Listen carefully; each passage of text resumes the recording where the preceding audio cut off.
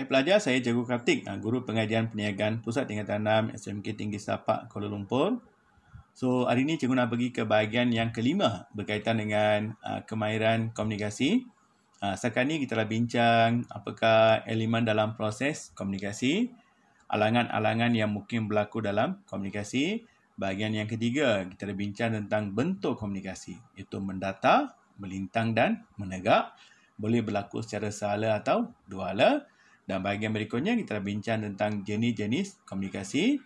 So kita sambung dengan media komunikasi. Okey. So media maksudnya kaedah. Okey, apa cara yang digunakan untuk menyampaikan maklumat. Okey, mengikut sukatan pelajaran dikata membandingkan media komunikasi dan kesesuaiannya. Jadi untuk bahagian ni bukan setakat kamu kena sebut media, kamu juga kena fikir kesesuaian. Rasional kita menggunakan sesuatu media tersebut. Okey, kena bagi alasan kenapa kamu guna media tersebut. Apa kelebihan dia. Okey, alright, itu rujuk pada media. Media ada banyak pelajar, contohnya kita boleh gunakan bersemuka, telefon, internet, intranet, memo, surat menyurat, laporan, buletin, WhatsApp, Telegram, banyak media yang kita boleh gunakan. Okey. Okey, kita bermula dengan yang pertama iaitu bersemuka. Okey, apakah maksud bersemuka? Iaitu komunikasi secara bersemuka yang melibatkan dua atau lebih pihak. Okey, dua atau dua pihak dan mereka bertemu secara berhadapan untuk bincang sesuatu perkara. Itu dipanggil face to face. Okey, bersemuka. Contohnya pengurus pemasaran bersemuka dengan seorang eksekutif jualan untuk berbincang tentang aduan pelanggan terhadap eksekutif tersebut. Face to face. Mereka nak dapatkan maklumat tambahan, bincang suatu isu. Itu dipanggil bersemuka. Ingat melibatkan dua pihak atau lebih bertemu secara berhadapan untuk bincangkan sesuatu isu atau masalah atau perkara. Okey, telefon. Telefon ni adalah kaedah komunikasi yang dilakukan antara dua pihak yang berada di tempat yang berjauhan. Guna perkataan dua pihak yang berada di tempat yang berjauhan dan sukar untuk berjumpa secara bersemuka. Okey. Can be dalam bangunan yang sama tapi tingkat yang berlainan. Contohnya tingkat 3 dengan tingkat 20. Okey. Susah dia nak pergi jumpa dia, jadi kita boleh gunakan telefon untuk berkomunikasi. Antara cawangan Sabah dengan cawangan Kuala Lumpur, mereka boleh gunakan telefon untuk berkomunikasi sebab susah nak jumpa secara bersemuka. Okey. Contohnya seorang pengurus besar syarikat pakaian menghubungi pengurus cawangan bertelefon untuk mengetahui peristiwa kecurian di cawangan. Okey, dia nak pergi sana ambil masa yang lama, jadi dia menggunakan telefon untuk mendapatkan maklumat terkini. Okey. Internet. Internet ni keyword dia apa? Rangkaian perhubungan antarabangsa. Okey, rangkaian perhubungan antarabangsa atau dikenali sebagai hubungan tanpa sempadan. Okey. Contohnya sebuah syarikat pakaian menggunakan rangkaian internet untuk aktiviti promosi jualan talian. Okey. Right. Katakanlah soalan tanya, kenapa dipilih internet? So, you can beritahu pemeriksa, dia melibatkan banyak negara atau pengguna di seluruh dunia, lebih murah, okay? Boleh ubah suai mengikut keperluan, bagi alasan rasional kenapa dia menggunakan internet. Okay? Intranet.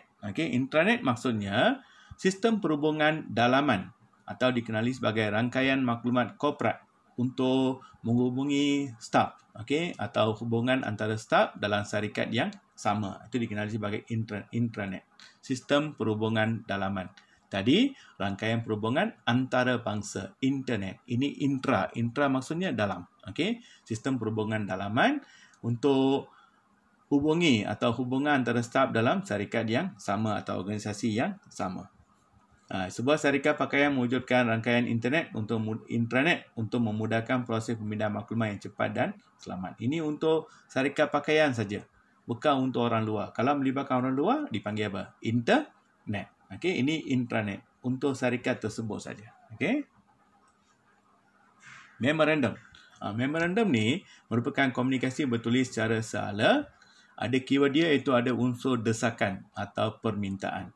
Okey, unsur desakan. Contohnya, ini biasa datang dari individu yang berpangkat tinggi pada individu berpangkat rendah. Okey, contoh memo daripada seorang pengurus pemasaran kepada eksekutif jualan mendesak hantar laporan jualan dalam masa 2 hari. Itu dipanggil memorandum. Ada unsur apa? Desakan atau permintaan. Biasa datang dari orang yang pangkat tinggi kepada pangkat rendah. Okey. Surat menyurat. Ini merupakan satu bentuk komunikasi sehala. Can be formal atau tidak formal untuk membuat aduan, pemberitahuan, pertanyaan dan sebagainya. Okey. Contoh, sebuah syarikat pakaian menulis surat kepada Majlis Perbandaran untuk mendapatkan kebenaran untuk mengubah suai bangunan. Itu dipanggil letter, surat menyurat. Okey. Laporan.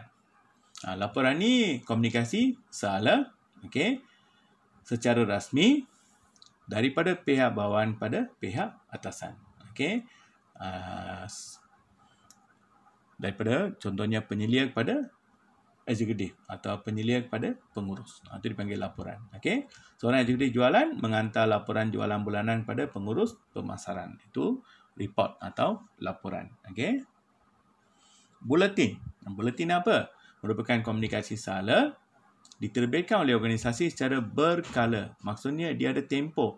Contohnya mingguan, bulanan, itu dipanggil buletin. Komunikasi sehala mesti ada keyword berkala. Okey.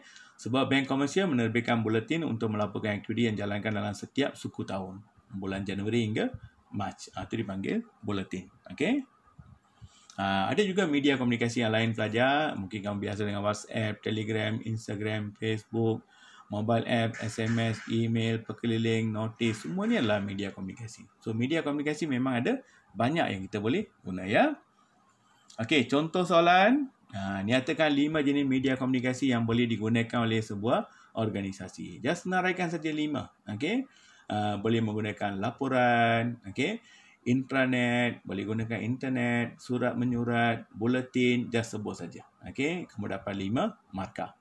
Uraikan 3 media komunikasi, contohnya intranet, rangkaian perhubungan antarabangsa. Lepas tu bagi satu uraian atau contoh. Okey. Intranet, itu sistem perhubungan dalaman yang melibatkan sesebuah organisasi saja. Diberikan satu contoh atau uraian tambahan. Okey. Ini 6 markah, ya, bukan 4. Sebab 3 media ni 6. 3 kali 2, ya. Jelaskan media komunikasi yang berikut. Berikan satu maksud dan satu contoh. Okey. Memorandum maksudnya apa? Melibatkan unsur paksaan atau desakan. Okey. Ada permintaan. Okey. Daripada pengurusan peringkat atasan kepada pengurusan peringkat bawahan. Lepas tu berikan satu contoh. Jelaskan, kena bagi contoh yang sesuai. Okey. Alright, itu saja untuk bahagian ni. Jangan lupa subscribe, like dan share belajar. Harap apa yang cikgu sampaikan tentang media komunikasi ni bantu kamu untuk jawab dalam exam nanti. Good luck and bye.